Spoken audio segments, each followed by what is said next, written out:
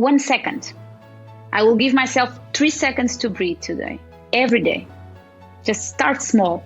And if you're really tired, start smaller, but start and do it every day. Pain is not normal, ever.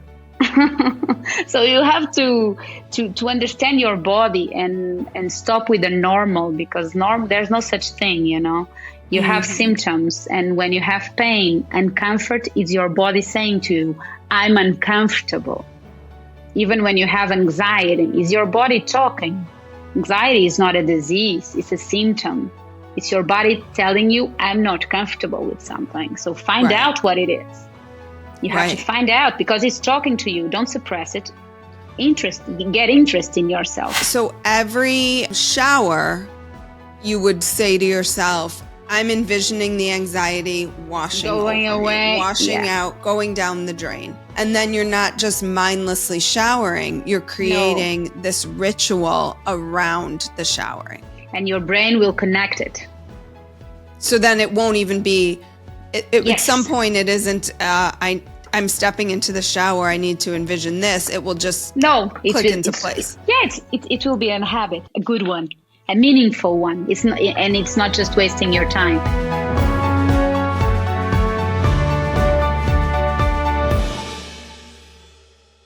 Hi, I'm Dr. Amy Robbins, and welcome to Life, Death, and the Space Between.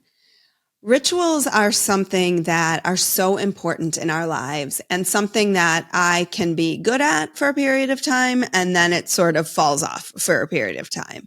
So I'm very, very excited for my conversation today from across the pond with Tâmara Costello. She is a specialist in traditional Chinese medicine and the CEO of Tâmara Castelo Clinic in both Lisbon and Porto. At her clinic, she treats sleep disorders, thyroid disorders, intestinal disease, anxiety, migraines, hormonal problems, really looking holistically at how to heal. And her new book, The Power of Rituals, walks readers through how to determine their biotype, which is important, and then based on that, to create a personal plan around your biotype so you know what rituals will best serve you. Welcome, Tâmara. Yeah, thank you for this presentation. I'm really happy to be here and talk to you. So, does it make more sense to start with what is a ritual or your biotype? I kind of went back and forth in terms of thinking about where to begin with this. I think it's important to establish what is a ritual, because I think ritual has a vibration of something esoterical, where it's not. It's just a habit that you do with conscience. I think it's just to be present at the moment. It's not something religious or something like that. It's just you're doing an act and you're making it count. You're not in zombie mode. That's what I meant when I said ritual, It's just something that you're really connected with, which is the most important thing in the world, because time is a commodity and a high value one. And then you have to be pretty sure that you make the most of your time. And to be able to do that, if you are connected with every single thing you do, the time is stretched a bit and you have more time, other than you're just doing chores after chores and everything is running and like a train with non-stopping. And then you reach the end of the day tired and you have no idea what you had for lunch. And ritual is just that, is just picking up things you do every day with your habits and make it special or make it meaningful during the day. To put your mind at ease, to put yourself in your center, and to be able to appreciate the time you have, which is important. And why do you feel like ritual in a purposeful way is so important to our mental health? Because it connects you. And I think, and I see in my practice, that people are disconnected, and disconnection of yourself and the goals of your life and your motivation, intrinsic motivation is really important for you to pursue a life with meaning for you. And when you are completely disconnected from yourself, you don't know what makes you vibrate, which is so difficult in these days because everything is crazy. Everything is crazy and hard in our community and our lives at this point. And if you're not completely aware and in center with yourselves and what do you want from your life in terms of what do I want to feel today? What is my goal? What do I want to achieve? Not in the perspective of body, which is important, of course, but in the perspective of my life, my feelings, my inner self, which is so very important for us to keep connected with our idea of happiness, which is so very important because sometimes I ask my patients, okay, so what do you like to do? And they look at me. And I said, okay, without anybody else, just yourself. And normally they don't know. It's not because they don't like to be alone. It's just that they're not being able to be alone for a very long time, and they don't know what to do. Yeah, I mean, it's always amazing to me. Yeah, because I ask that question as well. Usually when I do an intake is like, what are your favorite hobbies? What do you do for fun? And I think that often takes people a little off. It catches them a little bit off guard because I think they're like, wait, why is this doctor asking me what I like to do for fun? How does that play in here? And we've gotten so far away from just being curious and connected and playful and joyful in our lives that we don't even know what's a hobby other than work. Work is not a hobby. Yeah, but they say to me normally, oh, but I love my work. And I said, my God, let me start over again. A hobby is something that you do for fun. Oh, but I have fun in my work. It's just crazy. But yeah, I think, it's good that you love your work, I always say, but it has to be something more. You have to find something more to connect yourself because your brain is so huge. You have a lot of connections to make. And the work is beautiful and relationships are beautiful, but you have more with yourself to understand what really makes you resonate and laugh and go crazy and be happy. Because I think we, even in hobbies, we are just doing what everybody else is doing and not trying to understand what we like for a hobby. So where do habits and rituals, what are the similarities and what are really the differences between them? So 45% of our time is doing things. Washing, cleaning, taking a shower, brushing the teeth, vacuuming, everything. Driving. Let me see all the things that I do. So it's 45% of our time is completely drowned in things that we have to do and habits, because you wake up, you put your bed in the way, you brush your teeth, you eat, and everybody is doing like this. It's a good routine, but it's a routine anyway. So the thing and the goal for me is to change some of those habits and that time, because 45% is a lot of time. It's almost half of the time that you are awake. And you have to do something meaningful with that. So a habit is something that you do without thinking. It's like you're brushing your teeth and you're thinking about whatever, and your brain is completely loose, like crazy. And it's ritual is that you're brushing your teeth because the time is the same. You have to brush your teeth. God, I think God. Hopefully that's one of your habits. Yeah. So you're brushing your teeth and you're just thinking about. I always say to my patients, think about a goal that you want for yourself. And every time you brush your teeth, hopefully 3 times a day, minimum, you're thinking about that goal. It can be a small thing, but your brain is not loose. You're just focusing on something.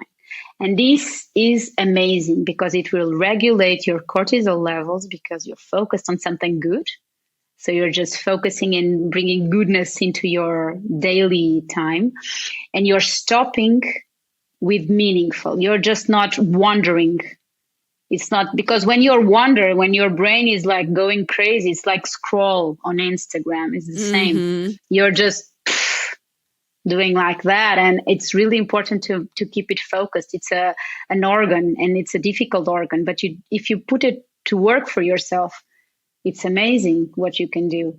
And you just start with simple things. Like so you're this. not even saying start all new rituals. You're saying No. turn your current habits into rituals. Yes. Because you're already losing time.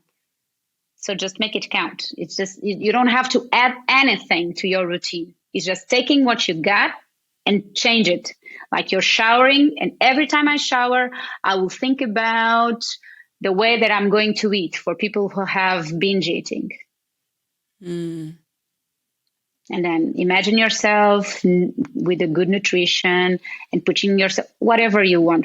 It's free. You just have to define what you want. You have to make decisions about your goal. And this will make you think about yourself and what is really meaningful for you. It's really important. And then you pick 3 and then you repeat. 1 for showering, 1 for brushing your teeth, and 1 from when you are waking up in the morning. 1 for the time on the toilet. Yeah. Letting go of all the bad things. Right. Letting all of it out all go. in any way. Okay, so you pick 3 things. So it would be like when I'm brushing my teeth, I'm going to focus on not what I'm making for dinner. No, please. I'm going to focus something on more meaningful, please. Got it. Okay, so like working on creating the course that I have envisioned. Yes. Okay. And every time you brush your teeth, you bring that subject. 1 subject for each thing, please. Otherwise, it gets confused. Right. So brushing teeth equals thinking about course creation. Yeah. But then how does my whole day not end up feeling like work stuff? No, it's not work if it's meaningful for you. Okay, so it could be connected to work. Or not. It can be only the feeling. I don't want to feel anxious anymore. Imagine that. And every time I shower, I tell my brain, I don't want to feel anxious anymore. Anxiety is not good for me. So please let us settle a bit. Okay. I don't want to feel it. And if you do that, your brain will do what you want. Actually, you just have to mean it. And it's like brainwash reversed. Right. It works. So every shower, you would say to yourself, I'm envisioning the anxiety washing away, washing out, going down the drain. And then you're not just mindlessly showering, you're creating this ritual around the showering. And your brain will connect it. So then it won't even be, at some point it isn't, I'm stepping into the shower, I need to envision this. It will just click into place. It will be a habit, a good one, a meaningful one. It's not just wasting your time, because showering is so good. It's like a blessing. Mm-hmm. It's beautiful. Showering, it's amazing. It's so relaxing and so, it's so good for relaxing. And we normally are showering and thinking about 20,000 stupidities at the same time. Right. And you just have to, and then you don't have time for anything, and you're anxious and you're out of your center and you're yelling, and you have, why? It's just showering and make yourself count. Normally 2 showers a day will be perfect. 1 in the morning to put yourself together, and 1 in the afternoon to put yourself together to sleep. It's like a closure time. Mm-hmm. It's a moment then you step out of your stress and step in yourself. And this is something that you have to repeat during the day, because it's so easy to get lost, because you have so much thing going on, and you have to have times and moments and pauses and rituals that make you, what is my aim for today? What do I want to feel? Why am I doing this? Right. You have to find meaning, even in small things. Mm-hmm. Why am I doing this? Why is this important to me? Why am I wasting my energy on this? And it's not supposed to be something complicated. It's just something simple things. And so the rituals become a way to open the day and a way to close the day, really purposefully. Yeah, and during the day, I love rituals in the middle of the day, like 1 minute, just breathing. It makes you pause, and when you pause, your brain release, and then you think better. Your creativity is better. Your anxiety is lower. Your cortisol is lower, and you have more space in your brain. You don't have all the thoughts twisted and turning. You just have, or you have order, which is so very important to think in a good way and to be a better person for yourself and for others. So let's shift here to talking about our biotypes and how biotypes. What are biotypes, and then how do we use them? Okay, yeah, you have to use them. It's important to use them. I like to use everything. I'm very practical.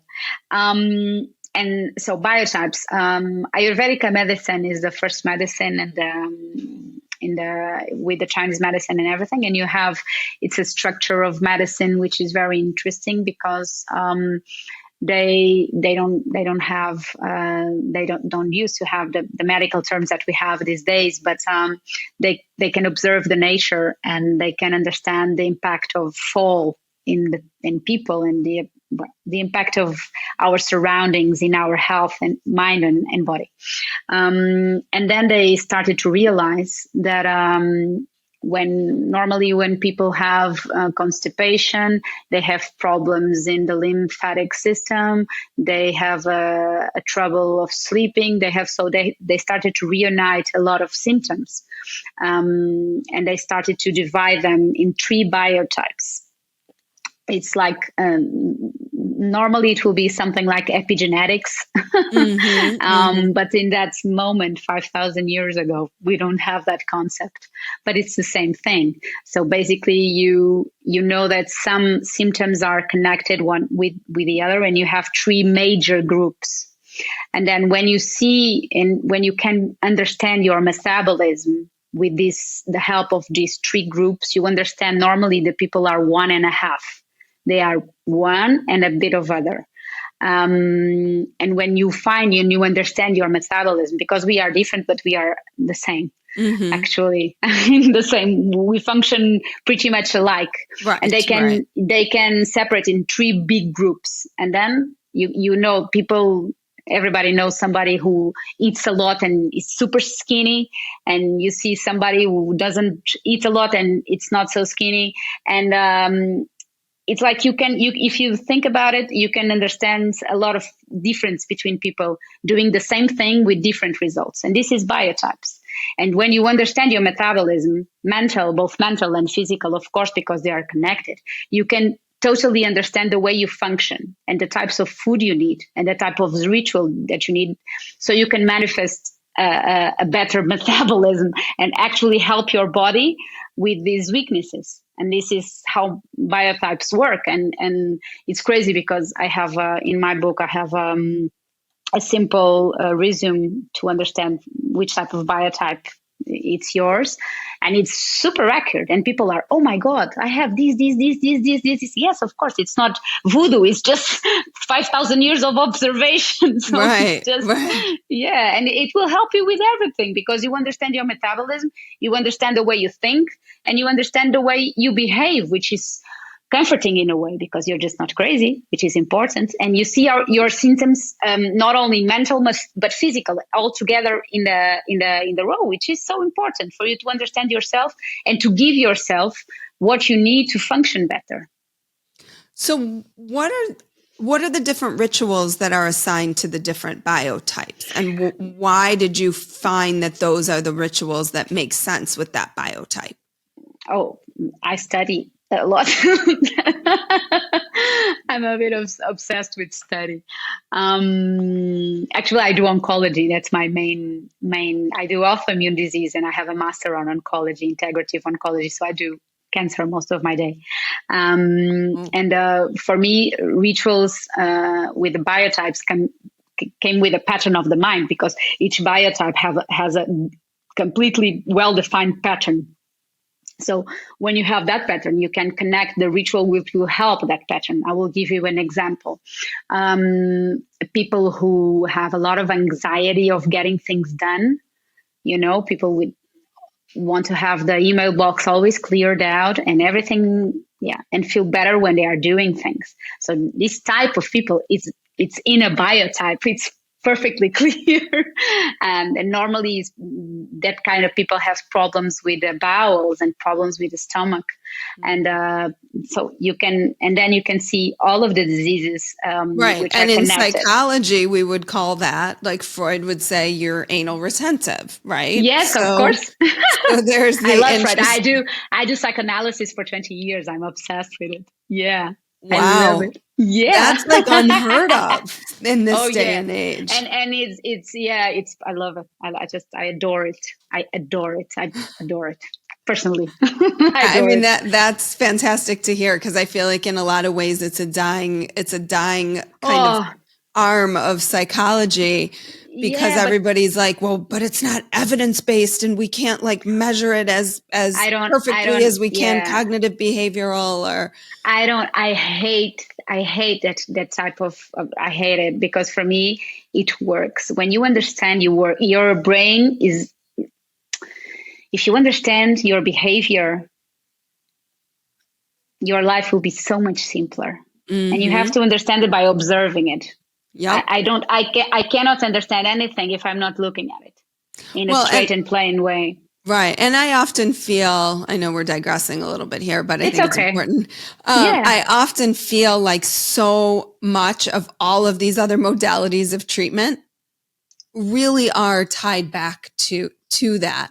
It's just, as my consultant says, it's just different. What did he say? It's just different. Same Yes. wine, different bottle. Same wine, different Yes. bottle. And that's what it For feels me, like to me. yeah, but it's all in our childhood, a lot of it. And you can run from it, you can coach it, you can do whatever you want, but it's the same. And your disease as well, because you're part of your wounds and part of your fathers and mothers and part of your genetics, and it's all connected, even if you don't like it. It's just the way it is. And I've been 16 years of practice, and I see it every single day of my life. So it's not evidence based. Oh my God. So, you know what? Clinic is evidence based. When you see the patients, you will see it, and you can. I don't know. I don't like that evidence based. What is that? Because in 100 years, it's completely different, the medicine, and it's completely different, the evidence. And it's not because we don't understand it at this point that it's not true. So with your patients who are oncology patients, how do you understand the psychological as it connects to physical? Yeah. So you have, in my base is traditional Chinese medicine and normal medicine, and you can, and in my crew I have 3 psychologists, and it's beautiful. And everything is connected, because it's difficult to get sick. You're not supposed to get sick, and it's important to understand that 5 to 10% of the cancers are genetics. So 90 to 95% are not genetics. So it's just the way you're living, the way you're eating, the way you're sleeping, your environment, and the way you think. So you cannot, it's that, and that's evidence. So we agree on that.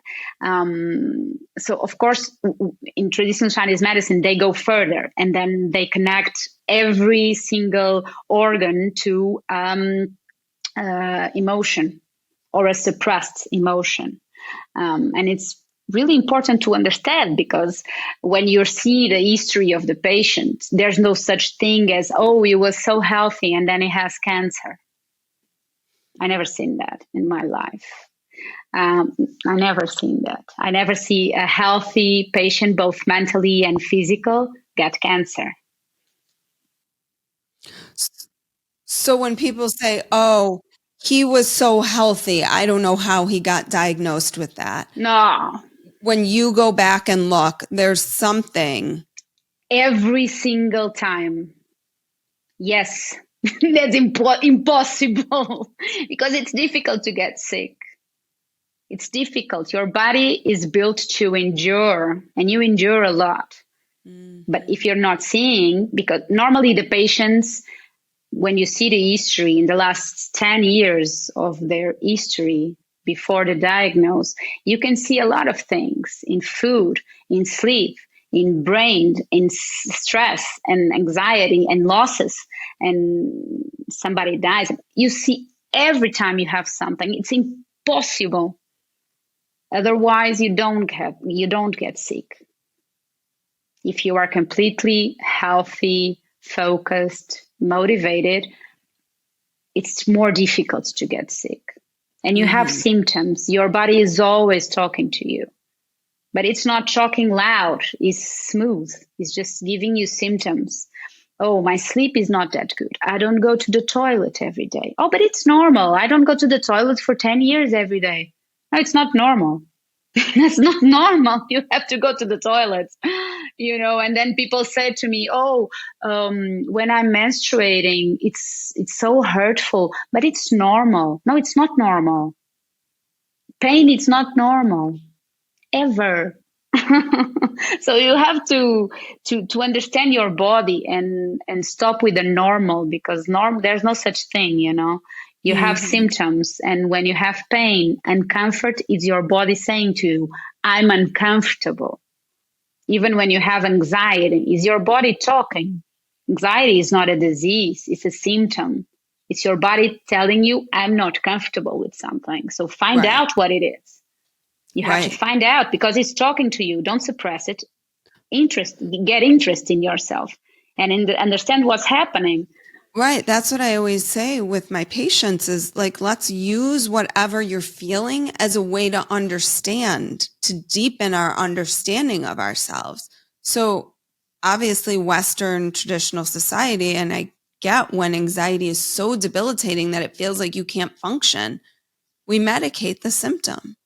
And then in the medication of the symptom, you're suppressing why you're feeling anxious. And why you're feeling anxious can give you so many clues as to how you should be living your life. Of course. And when the anxiety comes along, they say, Doctor, I'm anxious again. And I said, what have you been doing? And they go like, what? Or what haven't you been doing? Or haven't you been doing? Have you been sleeping? Oh, well, I don't have so much time. And I said, your anxiety doesn't come from the rain, so something is up. What happened to your structure? What happened to your life? Look at your life. You have to build it in the way that you feel safe and you feel okay and you get rest and you get fun and you have a hobby and you laugh and you joke and you dance and you do something that you enjoy. It's not just working and lack of sleeping and stress. Otherwise, you'll get anxious. It's normal. It's your body saying, man, I don't want to be like this. I want to live like this. Change something. But people don't want to change. So when we're in those spaces, how do we return to ritual when times are tougher and it feels like I've found personally, and I think I hear what you say about rituals, and I also think about things that I do that are outside of, brushing my teeth and thinking about goals. I've never thought about doing that, but I'm going to shift some things. But like for me recently, with everything happening in the world, I've found it much more difficult to sit in meditation, which was a ritual for me. It was something I really enjoyed. And now interestingly, I'm finding myself feeling like I should do it, but resisting as well. How do you encourage people to return to ritual when times feel tougher or feels like there's that resistance within us? I'm a bit of a tough doctor. So I tell them, yeah, I'm terrible. I always tell them, you know what? You have to do it. I don't want to hear it. I don't want to hear it. No, it's just like, you have to do it. It's just, you have to push yourself. Oh, but I'm sorry, push it. Push it. You push one time, you push two times, and then at third time, your body will go without pushing, but you have to push it. Because if you don't push it, it's not going to happen. You have to win that moment when you're just, oh, I don't want to do, and then you have to do it. Even if it's just for 10 seconds. Just start small. Start small.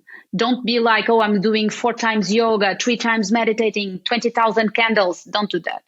Just one step at a time, every day. The most important thing is do it every day. One thing. Start small, like nothing, like 1 second. I will give myself 3 seconds to breathe today, every day. Just start small. And if you're really tired, start smaller, but start and do it every day. The goal is every day. It's not like everything at the same time, good food, good. Don't do that. That's just stupid. That will fail because nobody does know. Are there any other like little rituals you can give us before we wrap up for today? I have a lot of ritual. I love it. So in the morning, I always choose my word of the day. So when I'm in bed, in the limbo, I always choose one word. Like today, I want to feel, or I want to do, or I want to end my day, or I want just choose. And in the day, you remember it. When I choose the word, when I get to my office, I write it down. In the middle of in my lunch, I write it down again. And then when I'm leaving, I write it down again. Just that. It takes me 2 seconds to write it down. Just to remember myself, what was my goal. It's beautiful because the brain has an objective, which the brain loves objectives. So it's really important. And at the end of the day, when you're sleeping, you tell yourself, what are your goals for today, for the next day? The goals, it can be anything, like it could be I like to live from a place of love. It doesn't have to be like it could be to find calmer peace. It can be anything. Just make it short. Yeah, I think people think when they hear goals, it has to be like something that has like a very specific outcome. Like my goal is to, check 4 things off my to-do list. No. But it has to be specific. And one thing that it's important, both with the words in the morning and in the bad time, it has to be something connected to a good feeling inside of you. It has to be something real that makes you vibrate. Otherwise, it doesn't work. It's not like, oh, I want to have a Tesla. This is just stupid. Don't do it. It will not help you in any way. So it has to be something that makes you a better person within yourself, and it makes you feel good, like really feel good. That's the most important thing. But you have to find out what makes you feel good. Right. That's a trick. And this is actually something that I talk about in this course that I'm getting ready to launch, is tapping into this essence of who you are. And then living from that place. Yes, for sure. That's rituals. Which is very different than like getting the Tesla, right? Because then you start to manifest that life of calm or peace or love or joy or connection, whatever word you choose. There, I just filled up a week for all of you, a week of words there, and there you have it. If you can't come up with your own. Tamara, thank you so much for I loved this. There's takeaways I'm going to incorporate into my life where if people are interested, I'm coming for you live. Yeah, I know. I'm going to come visit you this summer. I'm so excited. You're going to show us we're coming. I'm going to Portugal this summer. You will love it. And you're going to have to show me the ropes and the big there's some big celebration I'll be there for. Yes. So now I have a friend. I'm so excited. I don't do so much beer. What are my other options? I don't eat gluten. So for me, it's just a terrible time of year. But it will be perfect. I will help you. And maybe we do something together here. Well, I'm looking forward to it. Or at least maybe I'll pop in your clinic and see some of what you have. There's so much there. So where can people find you if they're not going to Portugal? Yeah, in Instagram. We do online sessions as well. We are 35, so we are a lot. Oh, yeah. Wow. It's a big crew. Yeah. That's amazing. So you see people through telehealth? Yeah, everybody. Wow. Yeah, here. Yeah. We do a lot of, yeah. Amazing. For a long time. Yeah. Thank you. Pre-COVID, huh? Pre-COVID. So great Bye-bye. meeting you. Have a good day. Ciao, ciao. You too. Mwah. Thank you. Like what you heard today and want to hear more? Wondering what comes next and what it all means? Head over to Apple Podcast, Spotify, Stitcher, Google Play, or anywhere you get your podcasts and hit subscribe. Also, if you could take a minute to rate and review my podcast, I would really appreciate it. Stay tuned as we continue to explore life, death, and the space between.